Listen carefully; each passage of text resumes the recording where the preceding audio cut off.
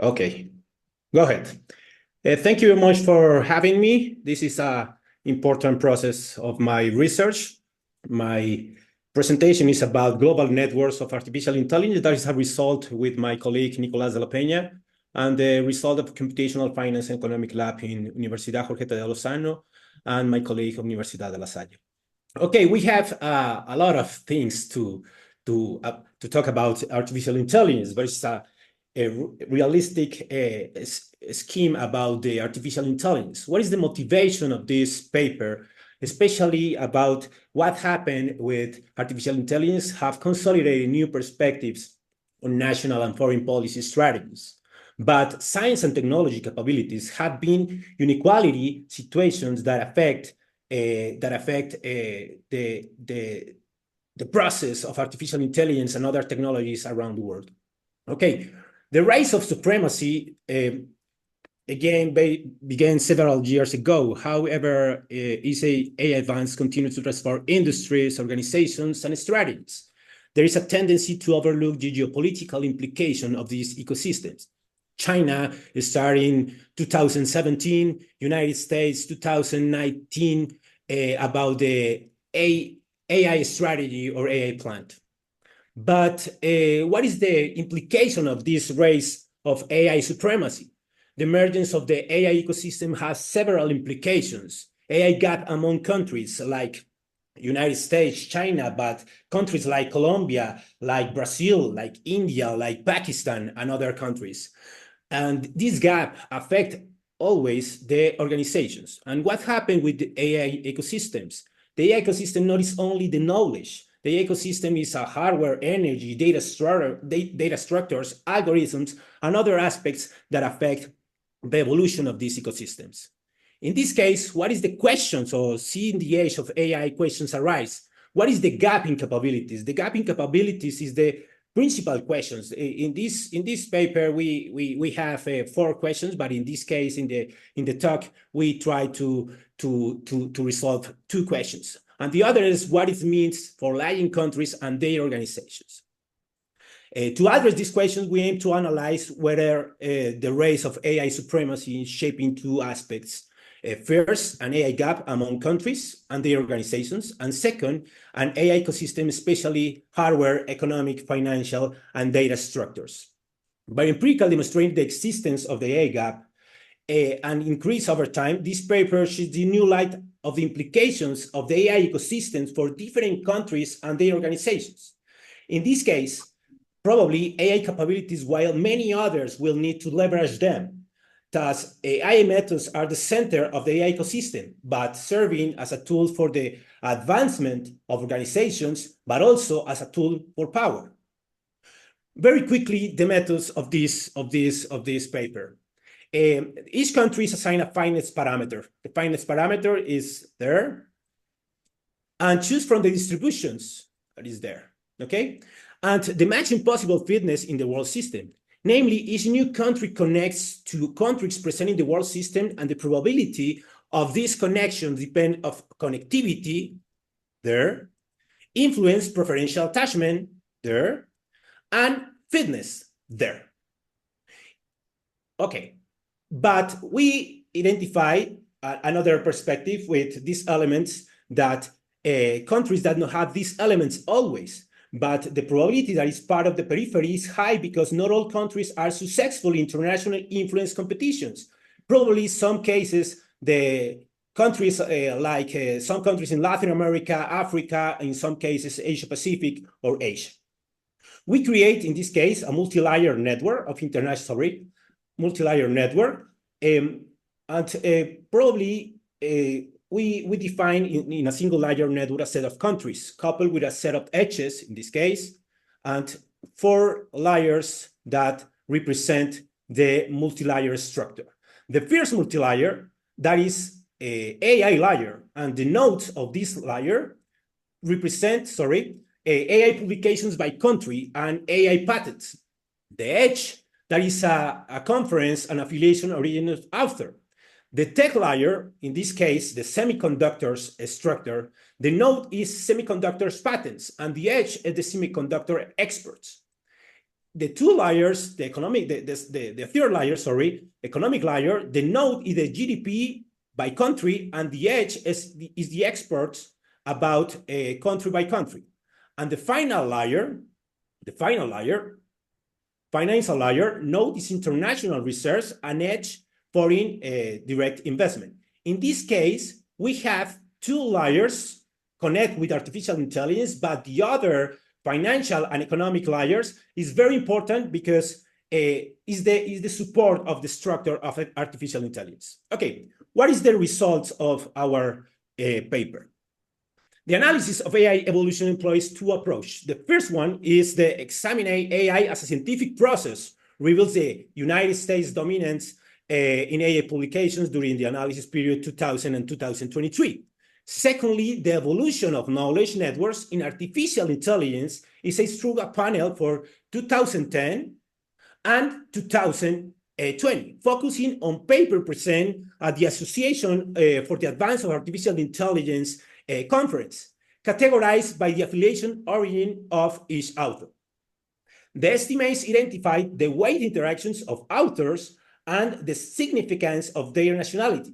These findings reveals that China and the United States dominate the AI scenario, a similar situation with node size and AI patents. But it's very similar, the AI patents, and in this case, the conference papers. Sorry. To validate and incorporate the argument of the multi-layer models, we utilize the results of knowledge networks in AI.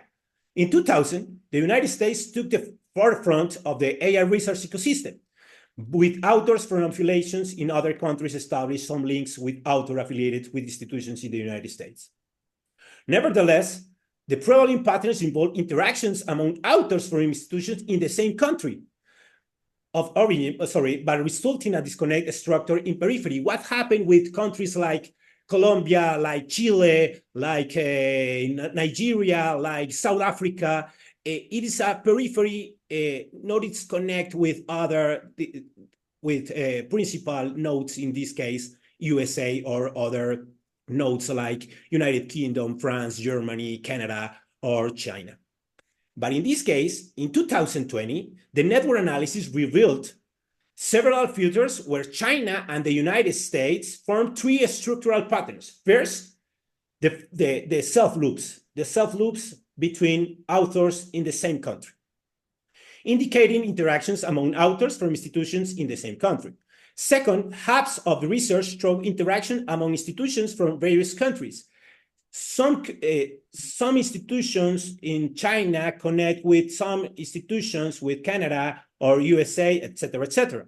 But in this case, China developed a structure, a hub that the structure connect with different countries.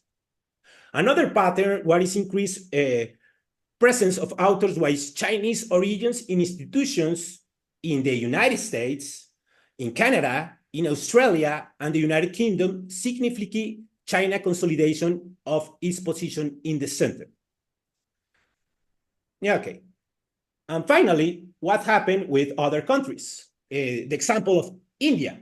But in this case, other countries didn't have a problem in connections with very, very so far to the center of the network.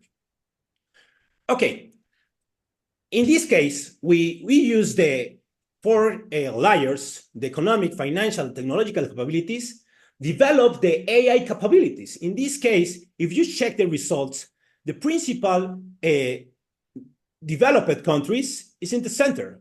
But in this case, we identify some topics that probably affect the connection of AI capabilities, because USA and United Kingdom, they have relations in finance and trade.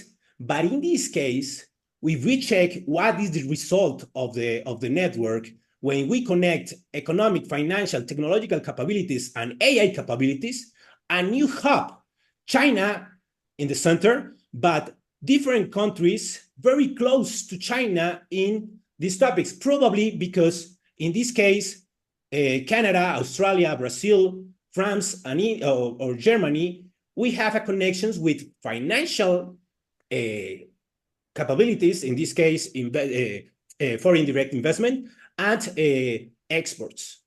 But after that, we connect the four layers, the AI capabilities probably generate the new step of artificial intelligence. Some countries like Emirates, Qatar, and other countries that have a big budget of the artificial intelligence frameworks, investment, and other topics, probably connect with some part of these countries, but they didn't have the capacity to connect with a center like China or United States.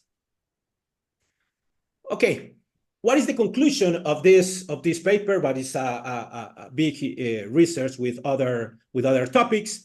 But the new structure of the international system driven by AI. Why?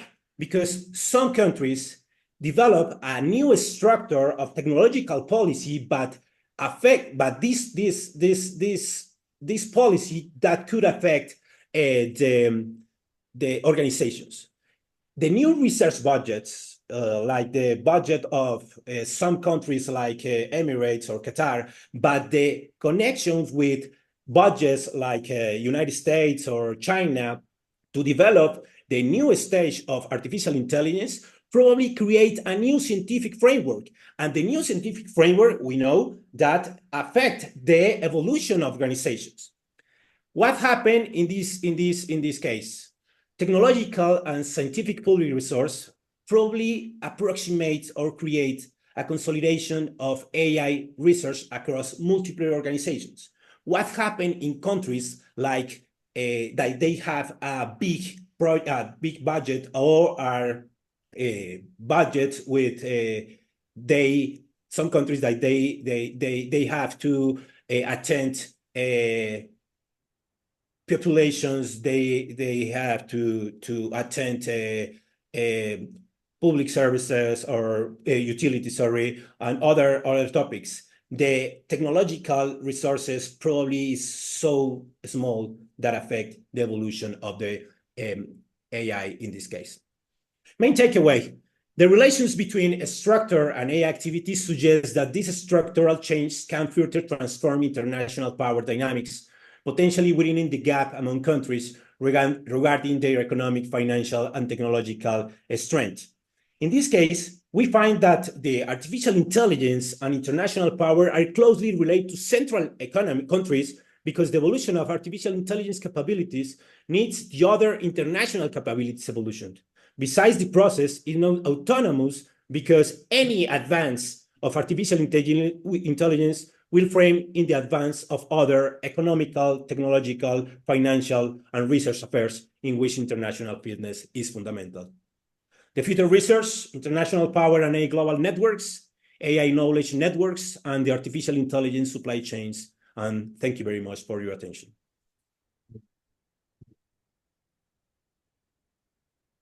Do we have any questions?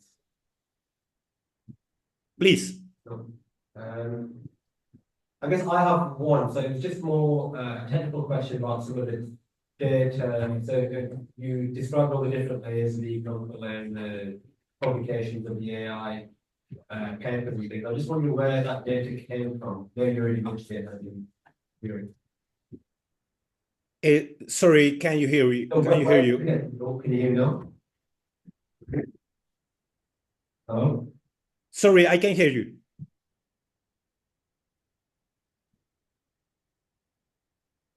How about now?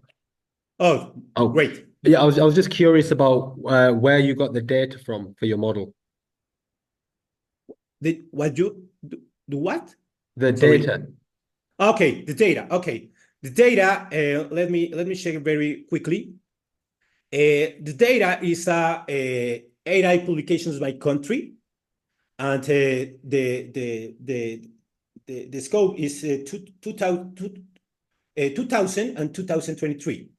Simago is the principal source for the AI layer, and the other is the AI patents by WIPO. WIPO and OCAD. In this case, and the tech layer, the semiconductor patents, the WIPO, and the semiconductor exports, the World Bank and other institutions. And in the economic layer, the node is GDP, that is a World Bank between the same period, 2000 and 2023. And financial layer is international research for International Monetary Fund and foreign direct investment in the monetary fund.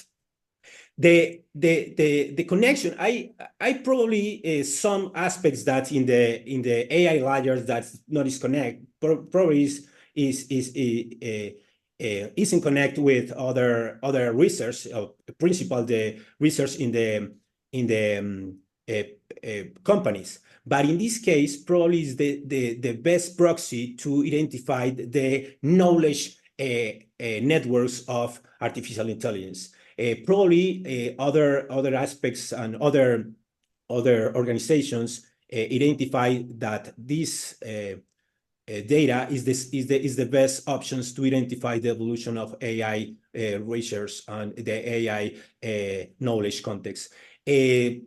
Stanford University and Capgemini and McKinsey use similar structure to identify the AI layer. Great. Thank you very much. Okay, thank you very much.